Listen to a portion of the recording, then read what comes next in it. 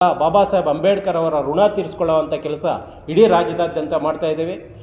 ಕರ್ನಾಟಕದಲ್ಲಿ ಮುಂಬರುವ ಲೋಕಸಭಾ ಚುನಾವಣೆಯಲ್ಲಿ ಪ್ರಮುಖ ಪಾತ್ರ ರಿಪಬ್ಲಿಕನ್ ಪಾರ್ಟಿ ಆಫ್ ಇಂಡಿಯಾ ವಹಿಸೋದಕ್ಕೆ ನಾವೆಲ್ಲ ರೀತಿಯಲ್ಲೂ ಸನ್ನದ್ಧರಾಗಿದ್ದೇವೆ. ಈಗ ಇದೇ 17ನೇ ತಾರೀಕು ಅರಮನೆ ಮೈದಾನದಲ್ಲಿ ಸುಮಾರು 1 ಲಕ್ಷಕ್ಕೂ ಹೆಚ್ಚು ಜನ ಸೇರಿಸಿ ರಾಜ್ಯ ಮಟ್ಟದ ಬೃಹತ್ ಸಮಾವೇಶವನ್ನು ಮಾಡಲು ನಾವು ನಿರ್ಧಾರ ಮಾಡಿದ್ದೇವೆ. ರಾಜಕೀಯ ಧ್ರುವೀಕರಣ ಭೀಮಶಕ್ತಿ ಪ್ರದರ್ಶನಕ್ಕೆ ಚಿಕ್ಕಬಳ್ಳಾಪುರ ಜಿಲ್ಲೆಯಿಂದ 5,000 ಜನ ಹೋಗೋದಕ್ಕೆ ನಾವೆಲ್ಲ ತಯಾರಾಗಿದ್ದೇವೆ. ಆ ಮತದಾನ ಹಕ್ಕು ಕೊಟ್ಟಿರ್ತಕ್ಕಂಥ ಬಾಬಾ ಸಾಹೇಬ್ ಅಂಬೇಡ್ಕರ್ ಅವ್ರ ಋಣದಲ್ಲಿ ನಾವೆಲ್ಲರೂ ಸಹ 140 ಕೋಟಿ ಜನರೂ ಸಹ ನಾವು ಋಣದಲ್ಲಿದ್ದೇವೆ. ಕೇಂದ್ರದಲ್ಲಿರ್ತಕ್ಕಂಥ ಸರ್ಕಾರ ಒಂದು ದೇವರ ಮೇಲೆ ರಾಜಕಾರಣ ಮಾಡಕ್ಕೆ ಹೊರಟ್ರೆ, ಕರ್ನಾಟಕದಲ್ಲಿರ್ತಕ್ಕಂಥ ಕಾಂಗ್ರೆಸ್ ಸರ್ಕಾರ ಸಂವಿಧಾನದ ಮೇಲೆ ರಾಜಕಾರಣ ಮಾಡಕ್ಕೆ ಹೊರಟಿದ್ದಾರೆ. ರಾಜಕಾರಣಕ್ಕೆ ಯಾವುದೇ ಕಾರಣಕ್ಕಾಗಿರ್ಬೋದು, ಅಂಬೇಡ್ಕರ್ನಾಗಲಿ, ಸಂವಿಧಾನವನ್ನಾಗಲಿ, ದೇವ್ರನ್ನಾಗಲಿ, ಧರ್ಮವನ್ನಾಗಲಿ ಯಾರೂ ಬಳಸ್ಕೋಬಾರ್ದು. ರಾಜ್ಯ ಮತ್ತು ದೇಶ ಒಂದು ವರ್ಗದ ಪರವಾಗಿ, ಜಾತಿಯ ಪರವಾಗಿ, ಧರ್ಮದ ಮೇಲೆ ರಾಜಕಾರಣ ಮಾಡೋಕ್ಕೆ ಹೊರಟಿದೆ. ದೇಶದಲ್ಲಿರ್ತಕ್ಕಂಥ ಎಲ್ಲ ಪ್ರಬುದ್ಧ ಮನಸ್ಸುಗಳು ಎಲ್ಲರೂ ಸಹ ಇವತ್ತು ಯೋಚನೆ ಮಾಡ್ತಾ ಇದ್ದಾವೆ. ಹಾಗಾಗಿ Republican party of India, Baba Saheb Ambedkar ಅವರು ಸ್ಥಾಪಿಸ್ತಕ್ಕಂಥ ರಿಪಬ್ಲಿಕನ್ ಪಾರ್ಟಿ ಆಫ್ ಇಂಡಿಯಾ ಸಂವಿಧಾನಬದ್ಧವಾಗಿ, ಕಾರ್ಯಾಂಗಬದ್ಧವಾಗಿ, ಶಾಸಕಾಂಗಬದ್ಧವಾಗಿ ಕೆಲಸ ಮಾಡತಕ್ಕಂಥ ದೇಶದಲ್ಲಿ ಮತ್ತು ರಾಜ್ಯದಲ್ಲಿ ಕೆಲಸ ಮಾಡಲು ಹಿಂದೆ ಇರತಕ್ಕಂಥ ನಾಯಕತ್ವ ನಮ್ಮ ರಿಪಬ್ಲಿಕನ್ ಪಾರ್ಟಿ ಆಫ್ ಇಂಡಿಯಾ ರಾಜ್ಯಾಧ್ಯಕ್ಷರಾಗಿ 30 ವರ್ಷಗಳ ಕಾಲ ಸೇವೆ ಸಲ್ಲಿಸಿ 2ನೇ ತಲೆಮಾರಿಗೆ ಇದನ್ನು ತಗೊಂಡು ಹೋಗಬೇಕು ಅಂತ ಹೇಳಿಬಿಟ್ಟು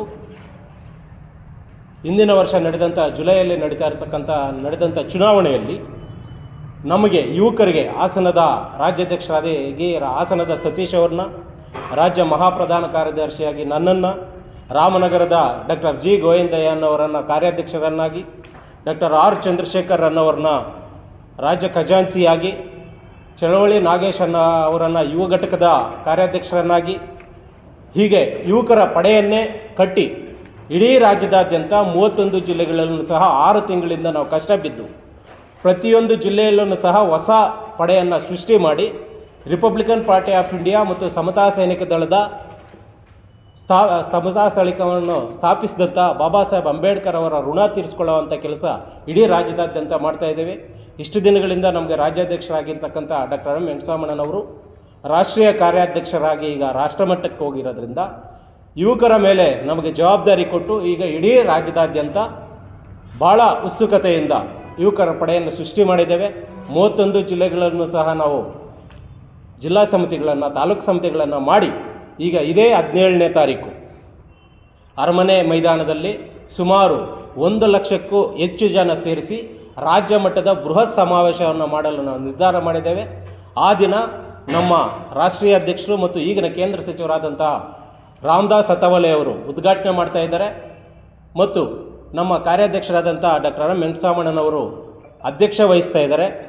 ಸಂವಿಧಾನ ಮತ್ತು ಸಂವಿಧಾನ ಪೀಠಿಕೆ ಮತ್ತು ಸಂವಿಧಾನದ ಬಗ್ಗೆ ಮಾತನಾಡೋದಕ್ಕೆ ನಾನೇ ಸಹ ಮಾಡ್ತಾ ಇದ್ದೇನೆ. ಆಶಯ ಭಾಷಣವನ್ನು ನಮ್ಮ ರಾಜ್ಯಾಧ್ಯಕ್ಷರಾದಂಥ ಸತೀಶ್ ಅವರು ಮಾಡ್ತಾ ಇದ್ದಾರೆ. ಹೀಗೆ ನಮ್ಮ ರಾಷ್ಟ್ರ ಮಟ್ಟದಲ್ಲಿರ್ತಕ್ಕಂಥ ರಾಷ್ಟ್ರೀಯ ಕಮಿಟಿಯಲ್ಲಿರ್ತಕ್ಕಂಥ 102 ಜನ ರಾಷ್ಟ್ರಮಟ್ಟದ ನಾಯಕರು ನಮ್ಮ ವೇದಿಕೆಗೆ ಬರ್ತಾ ಇದ್ದಾರೆ. ರಾಜ್ಯದಲ್ಲಿರ್ತಕ್ಕಂಥ 72 ಜನ ಕಮಿಟಿ, ರಾಜ್ಯ ಕಮಿಟಿ 72 ಜನ ಇರ್ತಕ್ಕಂಥ ರಾಜ್ಯ ಕಮಿಟಿ ನಮ್ಮ ವೇದಿಕೆಗೆ ಬರ್ತಾ ಇದ್ದಾರೆ.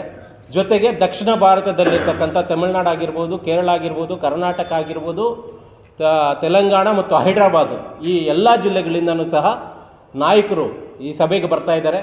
ಮುಂದಿನ ಲೋಕಸಭಾ ಚುನಾವಣೆಯನ್ನು ನಾವು ದೃಷ್ಟಿಯಲ್ಲಿಟ್ಕೊಂಡು ಒಂದು ನಿರ್ಧಾರವನ್ನು, ಕರ್ನಾಟಕ ರಾಜ್ಯದಲ್ಲಿ ರಾಜಕೀಯ ಧ್ರುವೀಕರಣ ಆಗ್ತಾ ಇರತಕ್ಕಂಥ ಒಂದು ನಿರ್ಧಾರವನ್ನು ನಮ್ಮ ರಾಷ್ಟ್ರೀಯ ಅಧ್ಯಕ್ಷರು ಮತ್ತು ರಾಷ್ಟ್ರ ಕಮಿಟಿ ತೀರ್ಮಾನ ಮಾಡ್ತಾ ಇದೆ.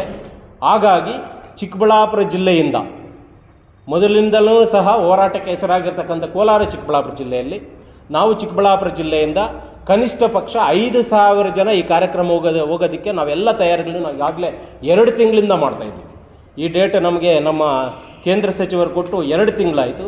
2 ತಿಂಗಳಿಂದನೂ ಸಹ ಪ್ರತಿ ತಾಲೂಕು ಮಟ್ಟದಲ್ಲೂ ಸಹ ತಾಲೂಕು ಸಭೆಗಳನ್ನು ಮಾಡಿಕೊಂಡು ಹೋಬಳಿ ಮಟ್ಟದಲ್ಲಿ ಎಲ್ಲ ರೀತಿಯಲ್ಲೂ ಸಹ ನಾವು ಸಭೆಗಳನ್ನು ಮಾಡಿಕೊಂಡು ಈಗ 17ನೇ ತಾರೀಕು ಪ್ಯಾಲೇಸ್ ಗ್ರೌಂಡಲ್ಲಿ ನಡೀತಾ ಇರತಕ್ಕಂಥ ರಾಜಕೀಯ ಧ್ರುವೀಕರಣ ಭೀಮಶಕ್ತಿ ಪ್ರದರ್ಶನಕ್ಕೆ ಚಿಕ್ಕಬಳ್ಳಾಪುರ ಜಿಲ್ಲೆಯಿಂದ 5,000 ಜನ ಹೋಗೋದಕ್ಕೆ ನಾವೆಲ್ಲ ತಯಾರಾಗಿದ್ದೇವೆ.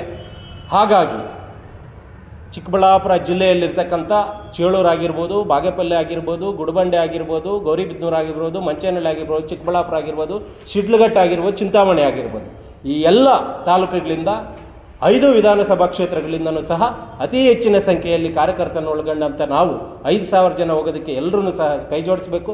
ಜೊತೆಗೆ ಜಾತ್ಯತೀತವಾಗಿ ಯಾಕೆ ರಿಪಬ್ಲಿಕನ್ ಪಾರ್ಟಿ ಆಫ್ ಇಂಡಿಯಾನ ನಾವು ಬೆಂಬಲಿಸಬೇಕು ಅಂತ ಹೇಳಿದರೆ, ಬಾಬಾ ಸಾಹೇಬ್ ಅಂಬೇಡ್ಕರ್ ಅವರು ಕಟ್ಟಿರ್ತಕ್ಕಂಥ ಪಕ್ಷ ಆಗಿರೋದ್ರಿಂದ, ಬಾಬಾ ಸಾಹೇಬ್ ಅಂಬೇಡ್ಕರ್ ಅವರು ಕೊಟ್ಟಿರ್ತಕ್ಕಂಥ ಏನು ನಮಗೆ ಮತದಾನದ ಹಕ್ಕನ್ನು ಕೊಟ್ಟಿದ್ದಾರೆ, 1932 ಸೆಪ್ಟೆಂಬರ್ 17ನೇ ತಾರೀಕು ಭಾರತ ದೇಶದಲ್ಲಿರ್ತಕ್ಕಂಥ 18 ವರ್ಷ ತುಂಬಿರ್ತಕ್ಕಂಥ ಪ್ರತಿಯೊಬ್ಬ ನಾಗರಿಕರಿಗೂ ಸಹ ಬಾಬಾ ಸಾಹೇಬ್ ಅಂಬೇಡ್ಕರ್ ಅವರು ಮತದಾನದ ಹಕ್ಕು ಕೊಟ್ಟಿದ್ದಾರೆ. ಆ ಮತದಾನ ಹಕ್ಕು ಕೊಟ್ಟಿರ್ತಕ್ಕಂಥ ಬಾಬಾ ಸಾಹೇಬ್ ಅಂಬೇಡ್ಕರ್ ಅವ್ರ ಋಣದಲ್ಲಿ ನಾವೆಲ್ಲರೂ ಸಹ 140 ಕೋಟಿ ಜನರೂ ಸಹ ನಾವು ಋಣದಲ್ಲಿದ್ದೇವೆ. ಆ ಋಣ ತೀರಿಸ್ಕೊಳ್ಳೋ ಕೆಲಸ ಬಾಬಾ ಸಾಹೇಬ್ ಅಂಬೇಡ್ಕರ್ ಅವರೇ ಕಟ್ಟಿರ್ತಕ್ಕಂಥ ರಿಪಬ್ಲಿಕನ್ ಪಾರ್ಟಿ ಆಫ್ ಇಂಡಿಯಾಗೆ ಮತದಾನ ಮಾಡೋದ್ರ ಮೂಲಕ ನಾವು ಋಣ ತೀರಿಸ್ಕೊಳ್ಳೋ ಕೆಲಸ ಮಾಡಬೇಕಾಗಿರ್ತಕ್ಕಂಥ ಕರ್ತವ್ಯ ನಮ್ಮೆಲ್ಲರ ಮೇಲೆ ಮತ್ತು ಭಾರತ ದೇಶದಲ್ಲಿರ್ತಕ್ಕಂಥ ಪ್ರತಿಯೊಬ್ಬ ಪೌರಿಕರ ಮೇಲೆ ಇದೆ. ಹಾಗಾಗಿ ಈ ಸಭೆಯನ್ನು ಅತ್ಯಂತ ಯಶಸ್ವಿಗೊಳಿಸಬೇಕು. ಕರ್ನಾಟಕದಲ್ಲಿ ಮುಂಬರುವ ಲೋಕಸಭಾ ಚುನಾವಣೆಯಲ್ಲಿ ಪ್ರಮುಖ ಪಾತ್ರ ರಿಪಬ್ಲಿಕನ್ ಪಾರ್ಟಿ ಆಫ್ ಇಂಡಿಯಾ ವಹಿಸೋದಕ್ಕೆ ನಾವೆಲ್ಲ ರೀತಿಯಲ್ಲೂ ಸನ್ನದ್ಧರಾಗಿದ್ದೇವೆ. ಜೊತೆಗೆ ಕೇಂದ್ರದಲ್ಲೂ ಸಹ ನಾವು ಪ್ರಮುಖ ಪಾತ್ರ ವಹಿಸಬೇಕು ಅಂತ ಹೇಳ್ಬಿಟ್ಟು ತೀರ್ಮಾನ ಮಾಡಿದ್ದೇವೆ. ಮೊನ್ನೆ ನಡೆದಂಥ ಡಿಸೆಂಬರಲ್ಲಿ ನಡೆದಂಥ ರಾಷ್ಟ್ರೀಯ ಕಾರ್ಯಕಾರಿಣಿ ಸಮಿತಿ ಸಭೆಯಲ್ಲಿ, ಡೆಲ್ಲಿಯಲ್ಲಿ ನಡೆದಂಥ ರಾಷ್ಟ್ರೀಯ ಕಾರ್ಯಕಾರಿಣಿ ಸಮಿತಿಯಲ್ಲಿ ಸಹ ನಾವು ಭಾರತ ದೇಶದಲ್ಲಿ ಒಂದು ರಾಜಕೀಯ ಧ್ರುವೀಕರಣ ಆಗಬೇಕು. ರಿಪಬ್ಲಿಕನ್ ಪಾರ್ಟಿ ಆಫ್ ಇಂಡಿಯಾ ಎಲ್ಲ ಪಕ್ಷಗಳಿಗೂ ಪ್ರಶ್ನೆಯಾಗಿ ನಿಲ್ಲಬೇಕು.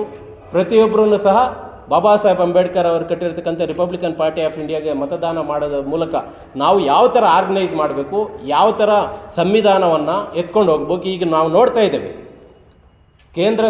ಕೇಂದ್ರದಲ್ಲಿರ್ತಕ್ಕಂಥ ಸರ್ಕಾರ ಒಂದು ದೇವರ ಮೇಲೆ ರಾಜಕಾರಣ ಮಾಡೋಕ್ಕೆ ಹೊರಟ್ರೆ, ಕರ್ನಾಟಕದಲ್ಲಿರ್ತಕ್ಕಂಥ ಕಾಂಗ್ರೆಸ್ ಸರ್ಕಾರ ಸಂವಿಧಾನದ ಮೇಲೆ ರಾಜಕಾರಣ ಮಾಡೋಕ್ಕೆ ಹೊರಟಿದ್ದಾರೆ. ಸಂವಿಧಾನ ಜಾಗೃತಿ ಜಾಥಾ ಮಾಡ್ತಾ ಇದ್ದಾರೆ, ಈಸ್ ವೆಲ್, ನಾವು ಅದನ್ನು ಸ್ವಾಗತ ಮಾಡ್ತೇವೆ. ಅದನ್ನು ರಾಜಕಾರಣ ಮಾಡಬಾರ್ದು ಅನ್ನೋದೇ ನಮ್ಮ ಉದ್ದೇಶ. ರಾಜಕಾರಣಕ್ಕೆ ಯಾವುದೇ ಕಾರಣಕ್ಕಾಗಿರ್ಬೋದು, ಅಂಬೇಡ್ಕರ್ನಾಗಲಿ, ಸಂವಿಧಾನವನ್ನಾಗಲಿ, ದೇವ್ರನ್ನಾಗಲಿ, ಧರ್ಮವನ್ನಾಗಲಿ ಯಾರೂ ಬಳಸ್ಕೋಬಾರ್ದು. ಇದು ಸಂವಿಧಾನ ವಿರೋಧಿಗಳು ಮಾಡೋ ಅಂಥ ಕೆಲಸ. ಹಾಗಾಗಿ ಇಂಥ ಟೈಮಲ್ಲಿ ನಮ್ಮ ಸಂವಿಧಾನ ಬಂದು 74 ವರ್ಷಗಳ ಕಳೆದ ನಂತರ ಜಾಗೃತಿ ಜಾಥೆಗಳು ಮಾಡೋದ್ರ ಮೂಲಕ ರಾಜಕಾರಣ ಮಾಡೋಕ್ಕೆ ಹೊರಟಿರ್ತಕ್ಕಂಥ ಎಲ್ಲ ರಾಜಕೀಯ ಪಕ್ಷಗಳಿಗೂ ಸಹ ರಾಮನ ಹೆಸರಲ್ಲಾಗಿರ್ಬೋದು, ಧರ್ಮದ ಹೆಸರಲ್ಲಾಗಿರ್ಬೋದು, ಯಾವುದೇ ಹೆಸರಲ್ಲಿ ರಾಜಕಾರಣ ಮಾಡೋಕ್ಕೆ ಹೊರಟಿರ್ತಕ್ಕಂಥ ಜಾತಿವಾದಿಗಳ ವಿರುದ್ಧ ಆಗಿರ್ಬೋದು ನಮ್ಮ ಹೋರಾಟ ನಿರಂತರವಾಗಿರುತ್ತೆ.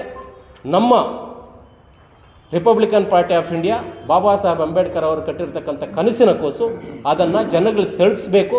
ನಮ್ಮ ದೇಶಗಳೇನು, ಭ್ರಾತೃತ್ವ ಅಂದ್ರೇನು, ಸಮಾನತೆ ಅಂದ್ರೇನು, ಸ್ವಾತಂತ್ರ್ಯ ಅಂದ್ರೇನು ಅಂತ ಹೇಳ್ಬಿಟ್ಟು ಎಲ್ರಿಗೂ ಗೊತ್ತಾಗಬೇಕು. ಆ ನಿಟ್ಟಿನಲ್ಲಿ ನಾವು ಇದೇ 17ನೇ ತಾರೀಕು ನಡೀತಾ ಇರತಕ್ಕಂಥ ಬೃಹತ್ ಸಮಾವೇಶದಲ್ಲಿ ನಮ್ಮ ರಾಷ್ಟ್ರೀಯ ಅಧ್ಯಕ್ಷರು ಮತ್ತು ರಾಷ್ಟ್ರ ಕಮಿಟಿ ಒಂದು ನಿರ್ಧಾರ ತಗೊಳ್ಳುತ್ತೆ. ಅದಕ್ಕೆಲ್ಲರೂ ಸಹ ನಾವು ಭದ್ರಾಗಿರೋದಕ್ಕೆ ನಾವೆಲ್ಲರೂ ತಯಾರಾಗಿ 17ನೇ ತಾರೀಕು ಚಿಕ್ಕಬಳ್ಳಾಪುರ ಜಿಲ್ಲೆಯಿಂದ 5,000ಕ್ಕೂ ಹೆಚ್ಚು ಜನ ಹೊರಡೋದಕ್ಕೆ ನಾವು ತಯಾರಾಗ್ತಾ ಇದ್ದೀವಿ.